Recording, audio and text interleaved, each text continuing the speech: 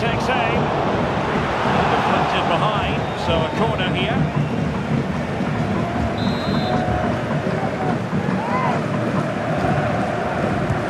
Over it comes. And he's made it a brace for himself. The defender's just unable to stay with him. And he's having a field day.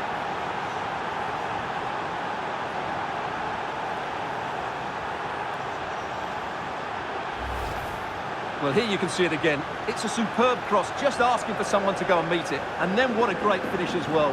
Good connection with the ball, leaving the keeper with little chance. It's a great goal.